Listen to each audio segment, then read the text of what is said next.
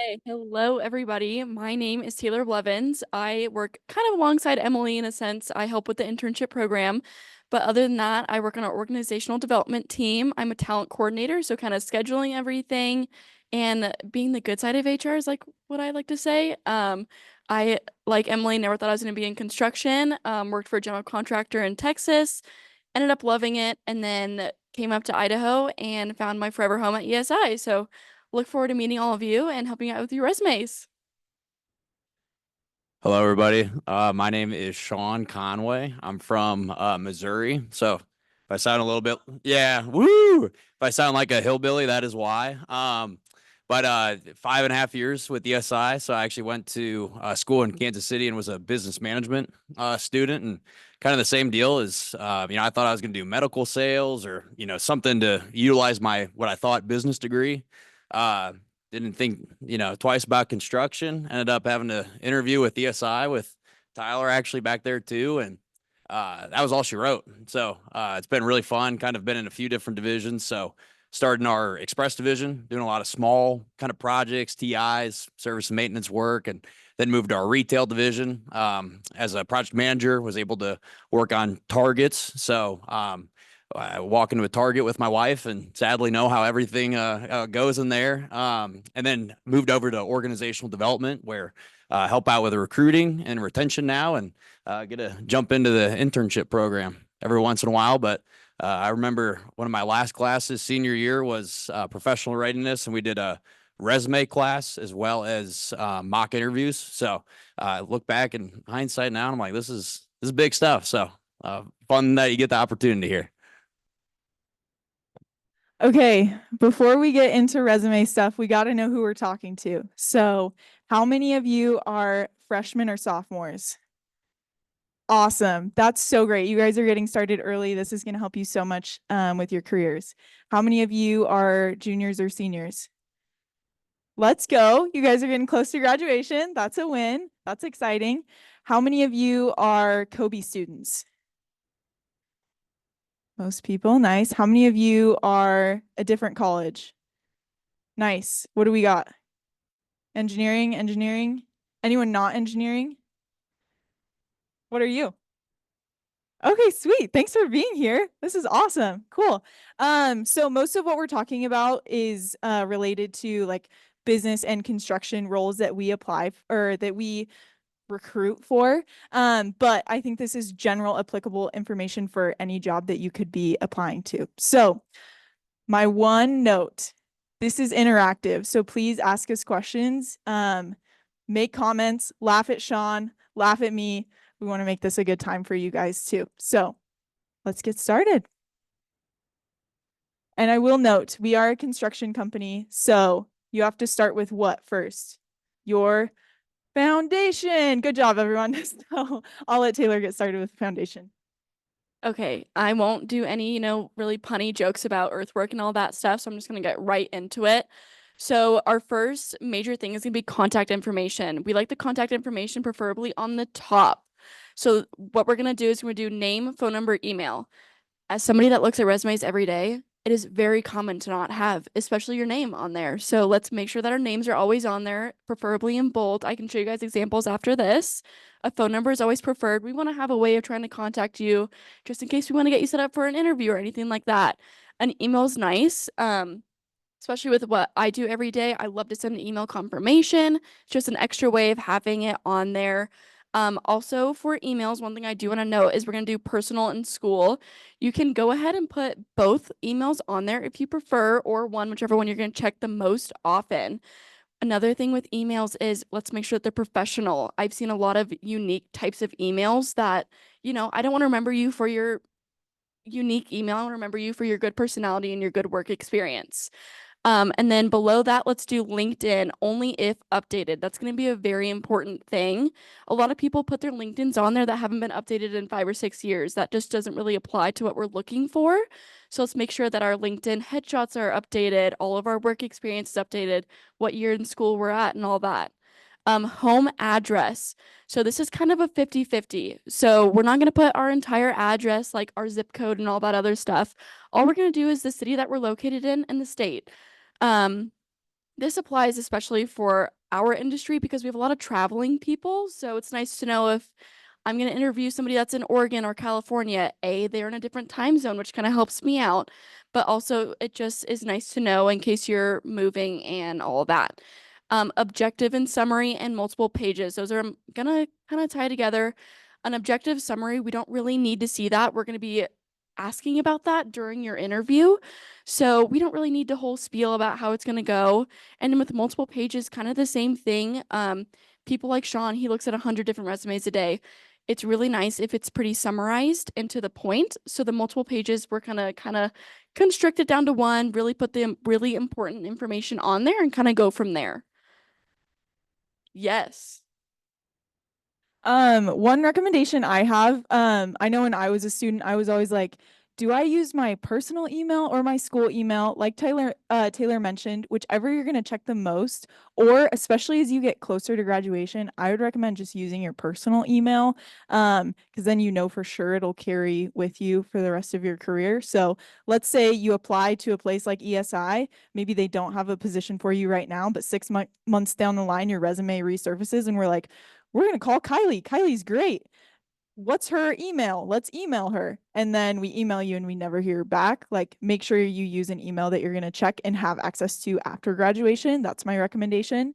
And then objective and summary, it's one that I see a lot, but I think it takes up a lot of valuable real estate on your resume that, like, if you're applying to an internship or you're applying to a specific job, when you fill out a job application or meet a recruiter, you're already going to be telling them what you're interested in. So don't take up that space with saying, hey, objective to get a summer internship. I can kind of assume that, right? So use it to tell me something else about you. Perfect. Okay. So here's going to be two really good examples of how we're going to constrict kind of our resume. So if you can see on both of these, they have nice bolded names on the top. They're very obvious as to whose resume we're going to be looking at. Below on both of them has a good phone number on there, an email, and an address. So you can see it says Boise, Idaho on one of them and Meridian, Idaho. They're not putting their entire house address. We'd love to know where you live. We don't really mind that. So a city and a state was going to work perfectly. And then that's when you get into the experience and all that. But that's not for me. That's going to be for somebody else to explain. So I'll give this off, I think, to Emily. Okay, foundation's built. You have concrete. Maybe you have walls up, right? If you're building a building. Now we're going to start doing framing, getting some electrical and plumbing in there, like the details, right? What really matters, what really makes something a building. Let's talk about what really makes something a resume. So, y'all are college students, right? So very important to list your education. What is most important to me looking at your resume is when you graduate, and make sure that it is accurate. That allows me to know, okay, how far out? Are you a freshman or are you getting close to senior year? I only review candidates for internships, but Taylor and Sean, they review candidates for full time. So if you send me your resume and I don't think you're graduating for a couple of years, I'm going to be like, okay, internship. Yeah, I'm going to get you in the internship program. But then I call you and we do an interview and another interview. And then you're like, wait. I'm looking for a full-time role. So then we have to get you in a different process and it's going to take more of your time, right? So make sure you have your graduation listed and that it's accurate. That's very important. Make sure you have your degree type. Don't just put you're getting your bachelor's or you're going to school for business. What exactly are you studying? Are you getting your bachelor's of business administration or are you getting your bachelor's of business administration in marketing? It's really helpful to have those specifics when we're looking at your resume, obviously including any minors if that's relevant for you. Go back. Relevant courses. Let's say your degree is in general business, right? But you've taken some classes and you're really interested in accounting and you want to apply to an accounting internship. Super helpful to list like relevant courses for accounting, right? Like accounting 201, accounting 202. That's awesome to know that you've taken those classes. Please do not put every single class that you've ever taken in the College of Business on your resume. We don't need to know that. If we really needed that information, we could Google it and find it on Boise State's page. Just if you're applying for a job and you're trying to cater your resume, just put courses that are relevant to that industry or that specific job that you're applying to. And I would put no more than 3. Certifications. Again, if you're applying for a job, make sure you're catering it. So if you have a specific certification, again, relevant to that job or that industry, include it. So if you're applying for an accounting role and you have a QuickBooks certification, include it. Maybe you also took a marketing class and you have a marketing certification, probably not relevant to include when you're applying to an accounting job, right? Don't take up valuable real estate. Don't make us do more work and read more on your resume. Just include what's relevant. Placement matters 100% for your education. So y'all are current students. Again, we want to know when you graduate. We want to know what courses you're taking that are relevant for the job. Put your education at the top of your resume underneath your name and your contact information. We recommend that for about 2 or 3 years into your career as you're still getting experience. After probably about 3 years in your career, then you can move that education section to the bottom. But while you're a student, put it at the top. Lastly, high school. This is a controversial one. We were talking about it in our office as we were putting together this PowerPoint, and I was like, yeah, I don't really need to know where someone went to high school. It'll probably come up in the interview anyway. One of my coworkers was like, I need to know if someone's from a small town that I've heard of. Like, I want to know that. So it's totally optional if you want to include your high school. I would say while you're college students, that would probably be the only time that I would include your high school is like if you know maybe one of the recruiters went to the same high school as you, or someone from the company went to the same high school as you, like maybe include it. That could be a good conversation starter. But again, as you get further along in your career, I would drop high school off entirely and just list your college experience and your college education. Any questions there? Sweet. I would say a lot of this too, you can play around with LinkedIn. So, keep the resume a little more consolidated. You have that LinkedIn app, you click on that and then boom, show the world who you are. Okay, legendary edition. Thank you for that, Sean. That was perfect. These are great examples of education. So it shows like the top would be someone who already graduated, right? Bachelor of Science in Business Administration and Marketing. I know exactly what their degree was. I know exactly when they were in school. One note I have about putting your graduation date, some people don't want to do that if they are they have more life experience and maybe they're going back to school. It's okay to not list your graduation if that is something that you are not comfortable with. We just recommend it because that lets us know, again, if you're an internship applicant or if you're a full-time applicant. This bottom one is a great example too. This person went to BYU. We know exactly what they went to school for. We know when they graduated. We also know where they went to high school too. So both good examples of education. Okay, experience. This is like the meat and potatoes of your resume, right? Some of the most important stuff that you could put on your resume is what have you done in the past and how does that make you prepared for this job or this internship or whatever you're trying to apply for. You might be thinking to yourself, okay, well, I've only worked at Chick-fil-A, so I don't really know how that's going to help me get an accounting internship. There are a lot of ways that you can cater your experience and how you talk about your experience, whether it was just like a part-time job, to be able to leverage it in order to help you get an internship. In addition to, don't discredit like your involvement in clubs or activities around campus. Like put those in the experience part of your resume, write them out like you would any job experience because I value those. That's how I got most of my experience. I wasn't able to work in college. So just being involved in clubs allowed me to gain a lot of skills that helped me ultimately get an internship. As you're talking about your experience, keep your bullet points short and concise. I'm sure you all have heard like use action verbs. So start it with an action verb, keep it short, 3 to 5 bullet points per experience. So again, whether that was a club or a part-time job or a full-time job, just list a couple of bullet points under each one. Include the organization name. It's very helpful for us so we know where you worked. We didn't just know, oh, he was a server. Okay, where was he a server? Or, oh, she was a barista. Where was she a barista? Make sure you let us know where you were working. Job title, again, that's very helpful to us.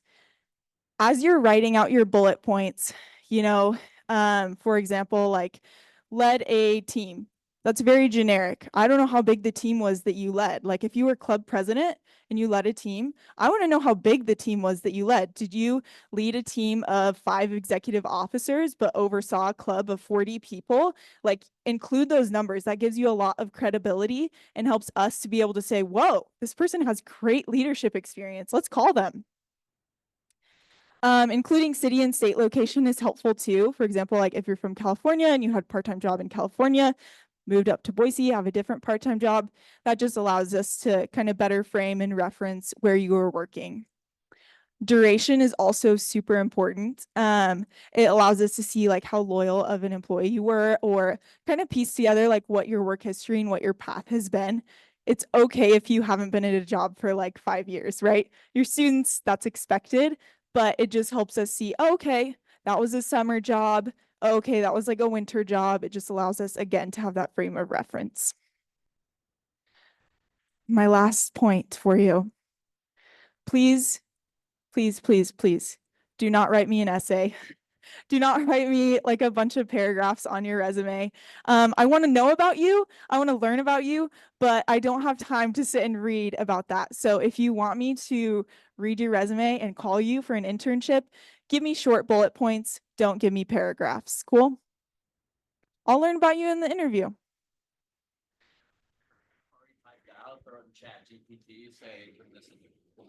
There you go, ChatGPT, everyone. It'll save your life. Yeah, cheat code. This is a great example. So for example, a part-time job, Domino's Pizza, delivery driver, delivered orders daily to 15 to 20 customers quickly, efficiently, and safely. That lets me know, okay, this guy wasn't messing around. He was hauling, trying to deliver those pizzas to his customers, right? That gives me frame of mind, or frame of reference, instead of just being, okay, delivered pizza orders. I don't know how many you did. Yeah, this is just a great example. It has, dates of reference, so we know how long they were in that job for, where it was, what their title was, etc. I think there's one more example. Another great one. This one uses, in addition to metrics, like if you're using certain software as you're talking about your experience, this first bullet, leverage social media, networking, online recruiting resources, and in-house applicant tracking system, Taleo. So that references, hey, I use this specific software to identify and recruit the very best candidates. That is helpful to know. Again, software and metrics are helpful to include in your experience. Okay. Other experience that you might include on your resume. As you're writing things, please include technical skills only. Don't just say, hey, I'm a problem solver, I'm a team player, I'm kind, I'm good at coordinating. Like you could ChatGPT that and anyone could put a bunch of skills on their resume, right? Talk to me about technical skills. Are you good at Microsoft Word? Are you an Excel expert? For our industry, are you proficient at Bluebeam? Have you used AutoCAD before? Things like that. Those are skills that we would want listed on your resume, not just like friendly person and team player. Please don't list those. References is something I see a lot on intern resumes, and it's not necessarily bad, but again, I think it's taking up valuable real estate. I'm honestly probably never going to call anyone's like Domino's pizza boss and ask how they were as an employee. Like I'm going to get a feel of that from your interview and from talking to you. So don't put references. If someone needs your reference, they will ask you for it. So again, don't use up that valuable real estate. Hobbies is another controversial one in our office. We are big hobby people at ESI. We love fishing, camping, hiking, hunting, all of the things. As an intern, if you want to list it, that's fine. I, again, would just say it takes up valuable real estate. Tell me about how much of a hard worker you are, the experience you have in clubs and activities, what classes you're taking, what technical skills you have, and then tell us in the interview, oh yeah, I went hunting this weekend, I got my elk, something like that. Don't tell us your hobbies on your resume. Awards and service are the last two. I would say awards, list it if it's relevant to like an experience that you have. So maybe you were in a club and you got an award for that, or you were at a job and you got an award for that. Unless it's like a big award that we'll recognize, I'm probably just gonna skim over it. You could also, like, if you got an award for your education, list it under your education section. Don't put like a whole awards section. Does that make sense? Cool. And then service is the last one. Only include community service if it's like regular and relevant. I don't really want to know if you went and volunteered at the food bank one time 6 years ago. I don't think it's relevant to telling me about who you are as a person and who you are as like a job applicant. If you are always going to the Humane Society every weekend, like I think that's helpful to know, but only if it's regular and relevant. These are some great examples. So they list out their volunteer work again. Kind of depends on what like career or what job you're applying to. So service is actually very important to ESI. So this would be important for us to look at as far as volunteer work goes. But I really want to highlight the technical skills section. This is only highlighting things that we could actually like theoretically test someone on, like, oh, can they use Handshake? Are they good at, Microsoft Office, Word, Excel, PowerPoint? Can they use ATS systems, etc.? And then this volunteer section, if you don't have a bunch of work experience, maybe you're not involved in clubs, but you do volunteer a lot, you could list it out as you would like another work experience too. Sean, the man, the myth. Everyone, let's give a round up for Sean. Thank you all for coming out. Be here all day. Finishes. So this is where you really throw some zest on it and separate yourself from the competition. You want to stand out. And I mean, regardless of industry, you got jobs that might get 5 applicants or 500 applicants. So, you do want to stand out any way you can. Clear sections. So the way I interpret this is you don't want to throw, your name, then, your employment history, then your contact information. Now we got volunteer experience, you really make sure you separate those. It kind of plays into the bold and italicized as well. I know we've seen on several examples, you got your name bolded up top. Right below that, you might have contact information just in a regular font. Move back down, education, under there, we're back to regular font, just putting, business management, graduation year, etc. One font, I'd emphasize that too. You don't want size 40 Arabic and then move over to size 12 Calibri. Those are the only 2 fonts I know, so won't go any further. One readable font. Correct. Capitalization goes into punctuation, right? Know when to capitalize words. If anything, you can throw it in a grammar check online. But obviously names, city, state, capitalize those. You don't need to go all caps in the resume. You see that every once in a while, and no one's gonna sue you for it, but it's kind of weird. Kind of weird first impression if you capitalize everything.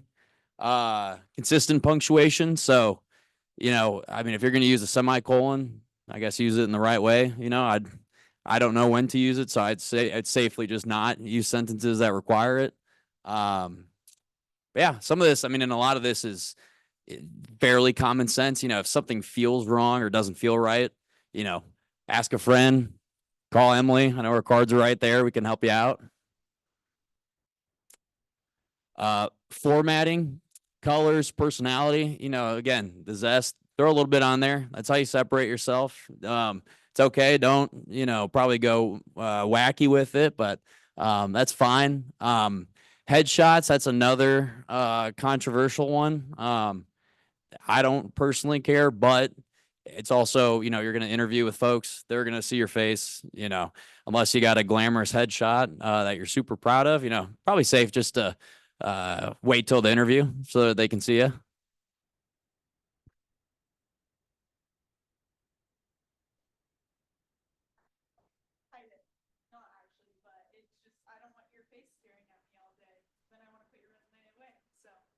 Yeah.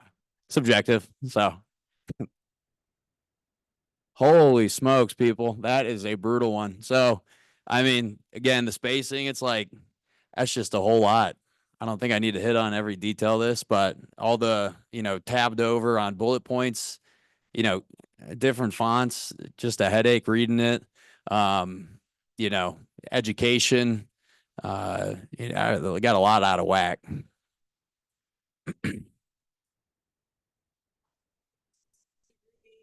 you worked as an office manager, but it doesn't really tell us that much. Mhm. Yeah. This one definitely just a run on sentence. Again, the bullet points, perfect time to avoid that.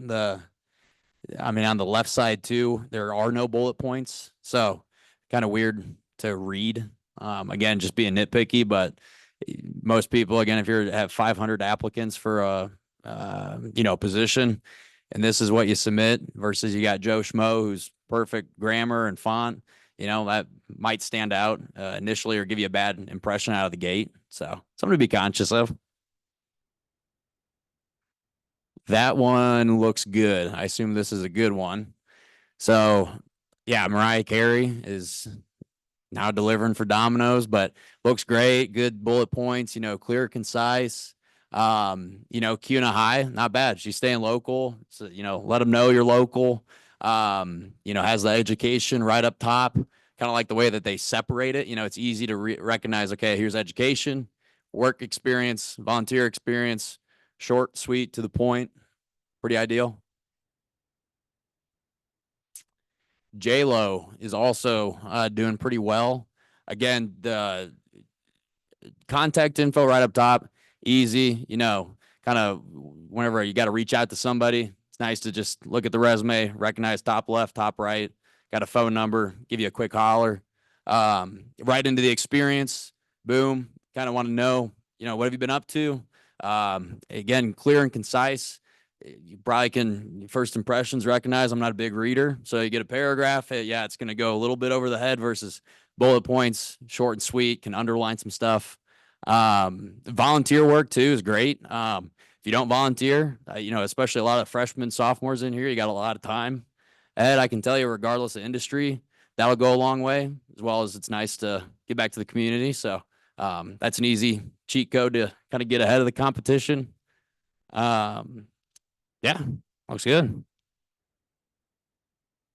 Let's construct it. Sweet. That is essentially what we wanted to cover with y'all today. The remainder of our time, I know we have like an hour. Some of y'all might have to head out early, but if you brought like a hard copy of your resume or you can pull it up on your laptop, we wanted to just kind of circle around the room. And if you want feedback on your resume, we are happy to talk you through anything. But before we kind of dive into that, what questions do you all have, or what can we clarify further for you about resumes? Yes. Oh, honestly, like 10, 15 seconds. Like I just first glance at it, and if I'm like, okay, this is interesting, I'll sit down and read it a little bit more thoroughly, but it's not very long. Probably a minute for me, at least a slower reader than Emily. But yeah, I mean, again, the meat and potatoes, like Emily had said, is what's relevant. Hobbies I enjoy talking about. Especially in person, it's fun. I enjoy hunting, fishing, all that stuff. Again, wasted space kind of on the resume. I would definitely agree with Emily on the 10 to 15 seconds. We get a lot of external recruiter resumes from us. So really, I go straight to the experience. And then if the experience is really well, then I'm going up and seeing if they have a phone number I can call on that and kind of getting them scheduled as soon as possible. But 10 to 15 seconds, I'd say. Yeah. Like sit down and really read it, like when you first looked at it? I just hire for interns. So pretty much what I'm looking at is major, when you're graduating, and then just like high level work experience. So do you have experience in the construction industry? If not, that's okay. Or do you have experience working for a business? If not, that's okay. Just kind of get a little bit of a sense of like what you've done in the past and if it's something that, you know, could translate or that you could have a good foundation tying into an internship. So really I look at like major and graduation date. Those are the two most important things to me. And then after that, like most interns that I talk to, they don't have a lot of experience, right? So I just typically take it to a phone call after that if I like the major and the graduation date. Sean, what would you add? Yeah, I would say, I mean, so I don't know, what industry you might be going into, but you would know, if you're getting into construction, for us, if you're a project manager and you've been using a scheduling software, P6 or Microsoft Project, and you're a wizard in it, that's going to set you apart, versus somebody who doesn't have that, hands-on experience. So, I would tailor it a little bit there. You'll know, a lot of, I don't know, consulting, maybe PowerPoint, Excel. Now, if you throw it in there, I can remember my resume definitely had Microsoft Excel certified. I did get certified, but then it all washed out of my brain. So if I was going through a technical interview and had to hop in Excel and VLOOKUP and do, tabulate formulas, I would not be able to do that today. So make sure if, what you do put in the resume, if you do want to set yourself apart, that you are, you can kind of show up and show out, back it up. Yeah.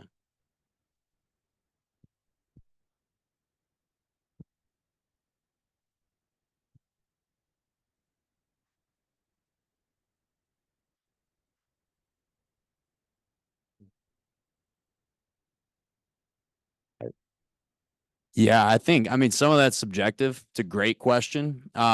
What's important to you? Again, I hit on the volunteer experience. I think that outweighs delivering at Domino's if it was 3 years ago. If you are giving to the community a lot, versus, if you've been working for 3 years the past few summers for an employer, and instead you put what you did 4 years ago.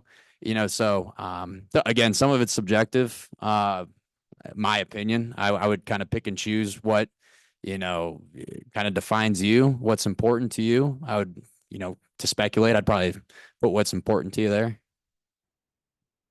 That was very well said. I have no additions to that. Yeah, what's important to you? What's going to paint the best picture of who you are as a candidate and how you can do the job?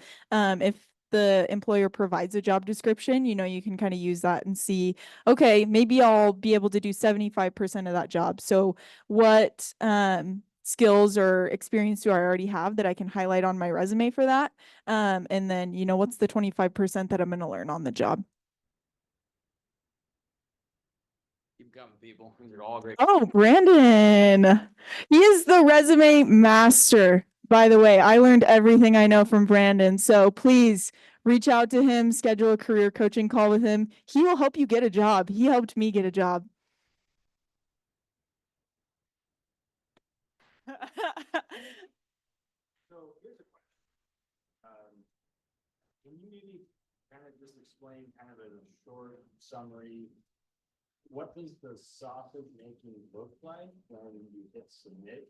So many of the students are kind of doing this for the first time or their first professional opportunity in government nutrition. And many times it's like, I don't want to hear back, or like, but can you kind of just walk through like what it's like on the other side? Yes. What's the Charlie in the chocolate factory little tour of like what happened when that resume hits your side? Just generally, does that make sense? Yes, that's a great question. We can actually kind of explain what each of us does and how that relates. So I'll just talk about internships and then I'll let y'all talk about full-time internships. So if you submit an internship application at ESI through our website, it populates an email to our sourcing team like Taylor.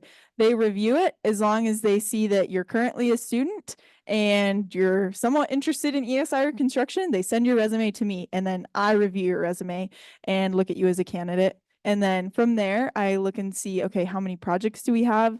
How many teams need an intern? Is it a fit right now? Or are we doing like career fairs and stuff that we could meet you at then? And that would be a better time to review it.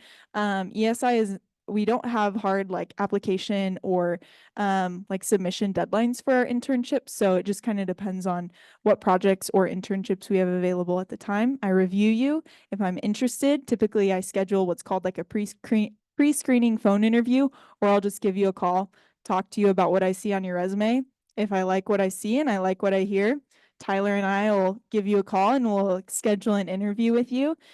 Typically that's like about 30 minutes. And then after that, we kind of debrief, see where we think you could fit on the team. If it's a fit, then I call you and send you an offer. So kind of goes from website to our sourcing team to vet, then to me to review, schedule a call, and then an interview, and then an offer. So that's for internships. I'll let them talk about full-time. Okay, so very similar to what Emily said is kind of the process that I go through. So we have a heavy, pretty influx of candidates coming through our careers website. So just ESI.com, they'll submit a resume. We have external recruiters, so that's going to be people that we kind of hire on to give us resumes from people that go to them. And then we have people like Sean, that's an ultimate master at finding people on LinkedIn or any kind of platform. So we'll receive the resumes multiple different ways. I'll kind of see what the experience is looking like, see if it's a good fit for the positions that we have open currently. And then from there, we'll either do a pre-screening, we'll do a virtual, it just depends on the kind of person. And then hopefully things go well and you go through multiple different options of whether you're going to come in for a face-to-face, you're going to come in for another virtual, all kind of different situations. But yeah, that's kind of what we go through. And then I interview a lot of people, so I'll hit on a couple notes just out of the gate. Thanks, guys. Sorry, I threw me off.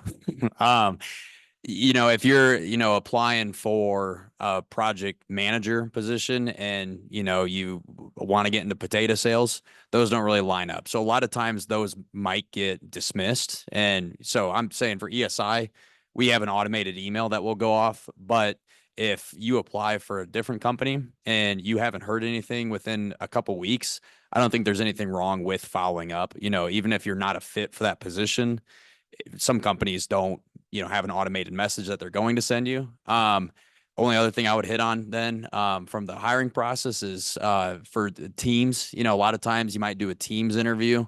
This doesn't happen with new grads, but I can tell you construction's a little bit of a different industry too, but folks have taken a teams call from the Porta-John. You got folks, I've been on teams calls where somebody that wasn't wearing a shirt, have a little cadence too. I'd say overdressing is never a bad thing. Even over teams, a good first impression shows you're professional. So little tidbit. Yeah, that was great. I like what Sean said about following up. If you don't hear back, it doesn't always mean that we don't want to hear from you. It just might have been, we're at 20 different career fairs and we have 600 emails and we're trying to sort through them and yours just was at the bottom. So I don't think it ever hurts to follow up. If there's like a careers email on someone's website, just send an email. Hey, just wanted to check in on the status of my application. Sometimes we'll see a resume and not be super interested in it at first. It won't catch our eye, or we're like, I don't think this person's a fit. I don't really know that they have an interest in the industry. And then if you follow up, we're like, oh, wait, they're not just doing, apply all to a bunch of different companies. They're like actually interested in us as a company. So never hurts to follow up, like Sean said. Yeah. I would say 2 or 3 weeks. Not a bad thing. I think it shows you care and you communicate, which is a huge plus. Huge plus. Yeah. Yes. Wise. So curious, the web page, the website application. Mm-hmm. There's a field that's not required, but it says like cover letter or qualification. One, I'm curious, maybe on average, how many applicants bother to say something in that field?